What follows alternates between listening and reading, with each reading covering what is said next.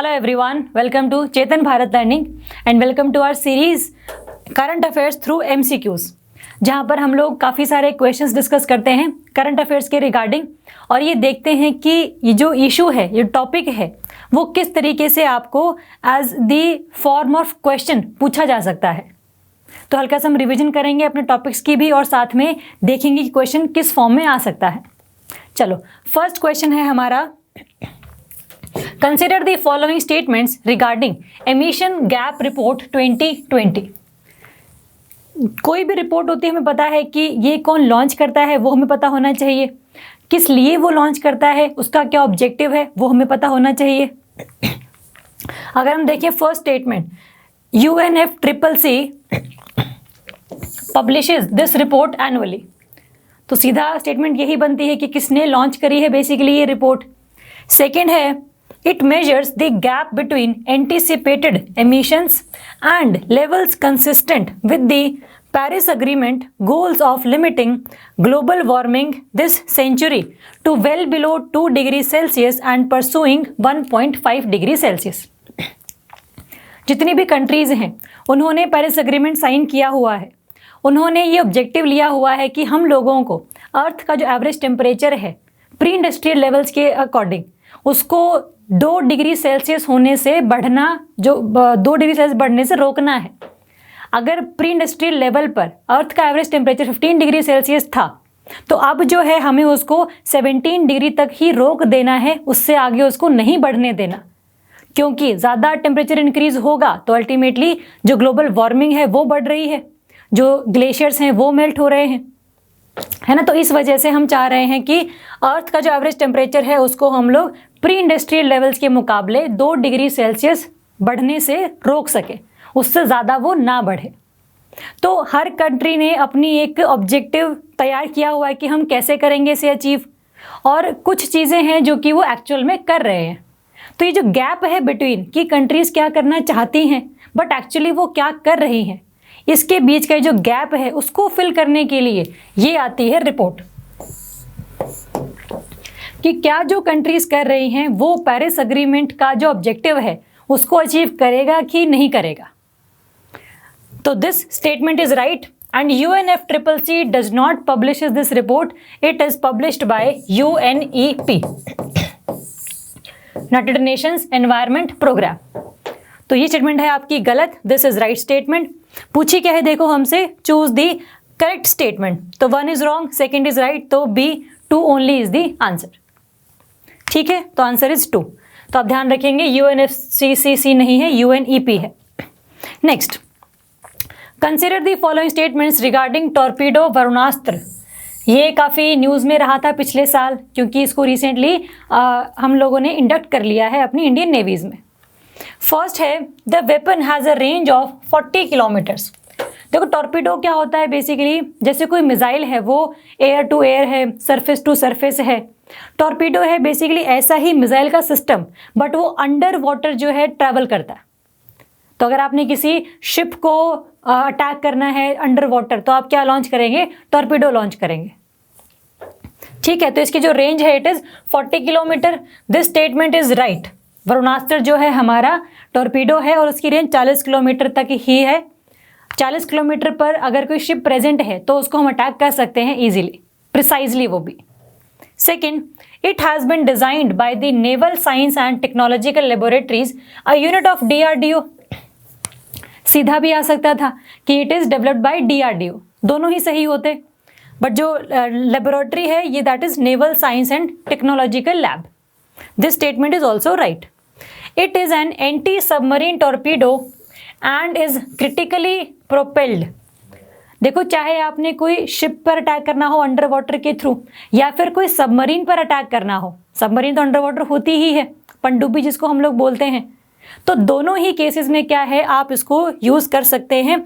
Yes, it is a anti submarine torpedo and it is electrically propelled.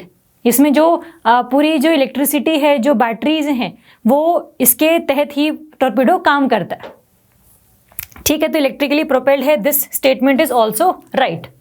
पूछा भी क्या है आपसे, चूज द करेक्ट स्टेटमेंट, तो तीनों ही सही हैं। रेंज आप ध्यान रखेंगे, किसने बनाया है ध्यान रखेंगे, और इसका बेसिकली क्या स्पेसिफिकेशंस हैं, क्या कैरेक्टरिस्टिक्स हैं, ये भी हम ध्यान रखेंगे।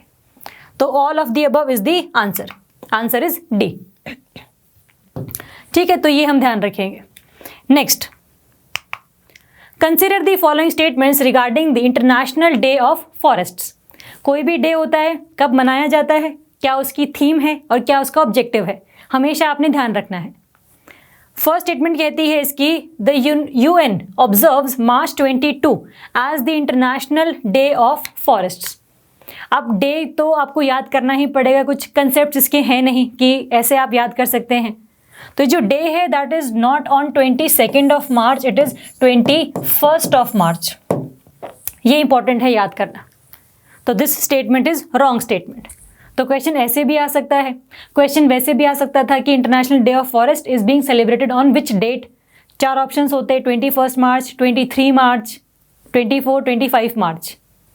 तो ऐसे भी आ सकता है, वैसे भी आ सकता था। Second statement, the theme for 2021 is forest restoration, a path to recovery and well being.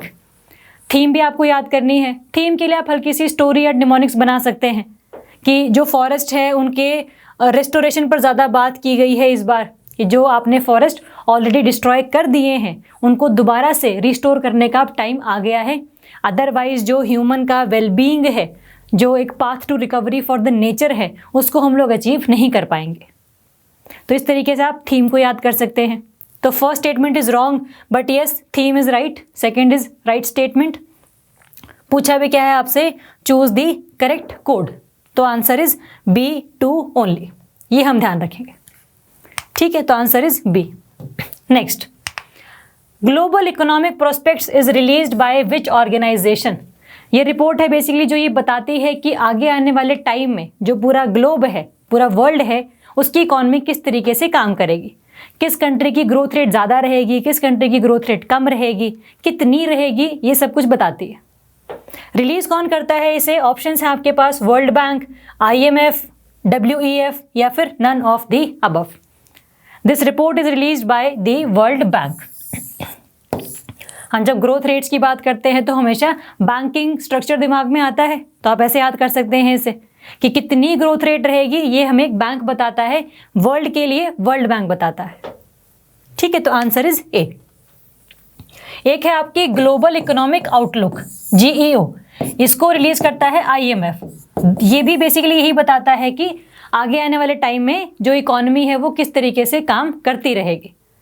ठीक है, तो दोनों में हल्का सा डिफरेंस है, बट इकट्ठी आप इसको याद करेंगे because global economic prospect release by World Bank and global economic outlook is release by IMF। ठीक है, next, where is India's first geothermal power project is going to be established.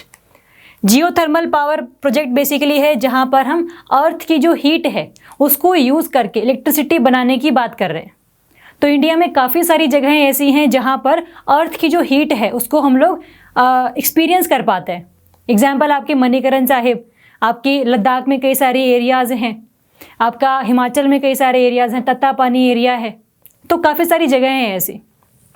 तो उस हीट को यूज़ करके electricity बनाने को हम कहते हैं जियोथर्मल पावर प्रोजेक्ट। इंडिया का पहला ऐसा कहाँ लगने जा रहा है, क्वेश्चन ये है। ऑप्शंस हैं आपके, A Puga village Ladakh, B Kaza village Himachal Pradesh, C Agoda village Uttarakhand and D is Badgam village Jammu and Kashmir. देखो तीनों ही ऐसे एरियाज़ हैं जहाँ पर इनके चांसेस थोड़े से ज़्यादा हैं कि यहाँ पर अर्थ की हीट से हम लोग चीज़ें, इलेक्ट्रिसिटी हम लोग बना सकते हैं, आसपास चीज़ें हैं। बट आंसर है आपका इसमें ए पुगा विलेज लद्दाख। ये आपको ध्यान रखना है। साथ में आपको ये भी चीज़ ध्यान में रखनी है कि एक ऐसा अग्रीमेंट है जो कि 3 ऑर्गेनाइजेशंस के बीच में साइन किया गया है, जिसमें एक आपका ONGC है, एक आपका लद्दाख पावर डिपार्टमेंट है और एक आपका LAHDC है। ये आप ध्यान रखेंगे क्योंकि कई बार क्वेश्चन आ जाता है कि पुगा विलेज में सबसे पहला इंडिया का जियोथर्मल पावर प्रोजेक्ट लगेगा, ये किसने जो है प्रपोज किया है। तो सिंपल ONGC आ जाएगा, पावर डिपार्टमेंट ऑफ लद्दाख आ जाएगा, या फिर ऑल ऑफ द अबव, इस तरीके से आपका क्वेश्चन बन सकता है। ठीक है, तो कहाँ पर है ये? और ये इसको हम पूरे करने की बात कर रहे हैं कि एंड ऑफ 2022 तक हम इसको पूरा बना देंगे। और जो इलेक्ट्रिसिटी इससे जनरेट हम लोग करेंगे, ये काफ़ी सारे जो विलेज में घर होंगे उनको इलेक्ट्रिसिटी ये प्रोवाइड कर पाएगा। तो उनकी जो नीड्स हैं इलेक्ट्रिसिटी वाली वो हम पूरी कर देंगे by this geothermal power project. तो ये हम ध्यान रखेंगे।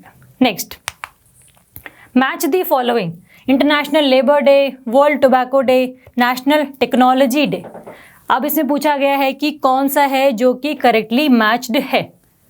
तो जो छोटे पेपर होते हैं ना हमारे, जैसे ग्रुप सी है चाहे ग्रुप बी है, वहाँ पर डेज पर क्वेश्चन काफ़ी बार आ जाते हैं और सीधा क्वेश्चन भी आ सकता है कि कब मनाते हैं, स्टेटमेंट में भी आ सकता है कि कब मनाते हैं, और ऐसे भी आ सकता है कि आप इनको मैच दी फॉलोइंग करो, है ना। तो हम देख लेते हैं। इंटरनेशनल लेबर डे 1 मई, ये 1 मई को ही मनाया जाता है, this is correct. World tobacco day ये 31 मई को मनाया जाता है, yes this is also right. National technology 11 मई, जिस दिन इंडिया ने पोखरन में 1998 में अपने न्यूक्लियर वेपन्स का टेस्ट किया था, तो उस दिन हम मनाते हैं नेशनल टेक्नोलॉजी डे 11 मई, ये हम ध्यान रखेंगे। ठीक है, तो तीनों ही सही है, तो ऑप्शन आपका D, all of the above is the answer. ठीक है, तो option D is the answer. चलो, तो यहाँ पर हम लोगों ने देखा कि किस तरीके से कोई भी जो इशू है, जो करंट अफेयर है, वो आपको क्वेश्चन की फॉर्म में पूछा जा सकता है। आपने इसी तरीके से सभी करंट अफेयर तैयार करने हैं कि क्वेश्चन कैसे कैसे बन सकते हैं, कैसे कैसे आपको उनको टैकल करना है। ठीक है, इस सेशन में अगर कोई भी आपको डाउट है तो you can comment, you can message us, you can mail us. ठीक है, तो thank you so much and all the best.